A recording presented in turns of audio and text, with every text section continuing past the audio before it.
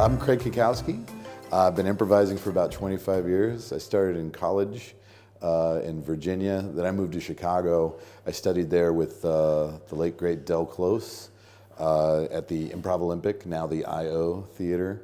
I also worked for Second City while I was in Chicago, and moved to LA about 12 years ago, and so I teach and perform at the I.O. West there, also do some stuff at UCB and Second City.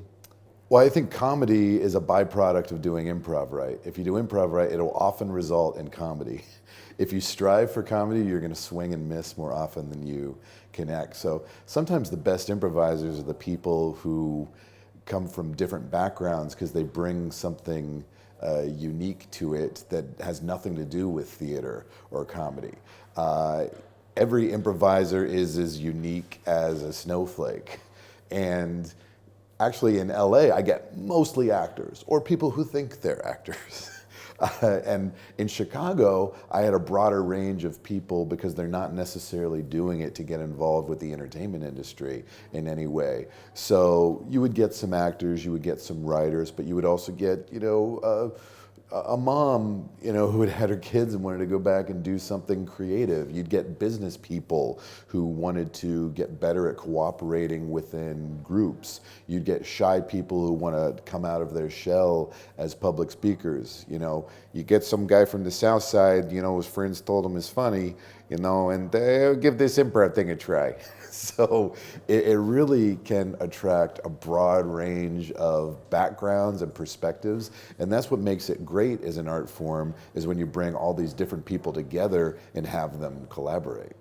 I have been teaching for a while, about 20 years now, and the longer I do improv, the less dogmatic I get about it, of like, improv needs to be this and it needs to be that, because at this point I've seen everything work and I've seen everything not work.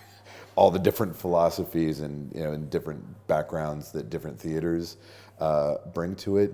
At this point in my teaching career, I'm more just about nuts and bolts of really working with the individual and making sure that they have the personal comfort and confidence they need, because it really is about being comfortable, being yourself, and being confident, feeling that you have something to offer that is unique that nobody else has. So I do a lot of individual notes and feedback and try to give people positive feedback of the strengths that they're bringing to it, as well as some constructive criticism of habits that they have that are holding them back in some way. And when I see those people have those breakthroughs of feeling constantly comfortable and constantly confident, it's amazing the things that people can produce as individuals. Well, I've been in Sydney for 2 days. I'm already in love with this city. I really want to meet more of the improv community and help people out here, bring some of the knowledge that I have from my time in Chicago and in LA, and help the community grow here. And Dr. Kecky's Improv Cleanse is probably the workshop that I've been doing the longest, and that's when I give the individual feedback. I email everybody notes and really try to identify what their strengths and weaknesses are, because there's no one-size-fits-all approach to teaching improv. You've got to approach everybody differently, and I try to do that in that workshop.